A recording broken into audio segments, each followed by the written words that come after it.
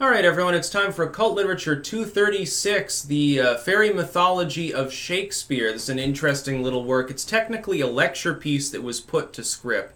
Link in the description to my edition of this work on Amazon. It's, I think, 31 pages, so it's on the short side, obviously. Second and third links to my books, blogs. I do have, I think, one other work that mentions Shakespeare lore in an occult context. I can't remember which header it goes under, but I think I do have one other. It was Shakespeare and Oracle, maybe I want to say.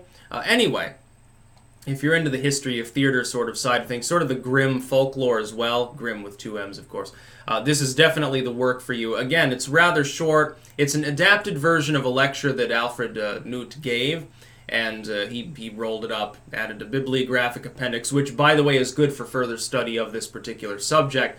And the basic premise is that Shakespeare's sort of adaptation of fairy lore for the use, especially in Midsummer Night's Dream, some of these other works, it comes from two sources. One was contemporary, which is the folklore of his day, which is traced in some degree of detail here, and also the older folklore that was already ancient when Shakespeare was alive from at least several centuries earlier. This is loosely traced to several locations. Welsh tradition. Some, I believe, Irish tradition is also mentioned here. Several different sources, various locations and various spiritual traditions that talk about this particular phenomenon, that lore was basically combined together, and it goes through a laundry list of different details about fairies and the sort of tropes that are used by Shakespeare, and then it sort of sources them to their respective locations. It's very well written. If you're into the more academic side of folklore, which was definitely in vogue around the time that this particular work was written, this is indispensable. Again, for the bibliographic appendix as well, you've got another dozen works potentially. This is an excellent springboard piece. One thing within my occult study, I know I'm rambling a bit at this point, but this needs to be said.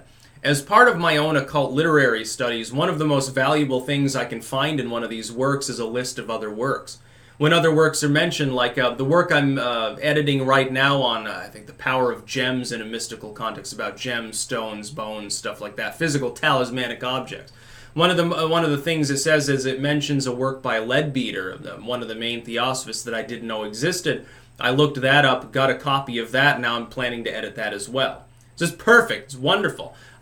So for those that are more into the historical, literary, academic side of things as well within a spiritual context, finding a work like this that has a bibliographic appendix of this particular kind can be very, very valuable for further research, both in a literary context and in the capacity of actual spirituality, the occult itself, for a practitioner or just for general study. So again, highly recommended work. It is quite dense as well. Even though it's short, it compresses a hell of a lot of information into its pages, so it's very much worth reading. Highly recommended. If you're interested in Shakespeare, of course, goes without saying, this is a work for you. But also anyone interested in folklore, fairies in a general sense. Again, link in the description to my edition of this work on Amazon. Second and third links are in the description to my books, blogs as well.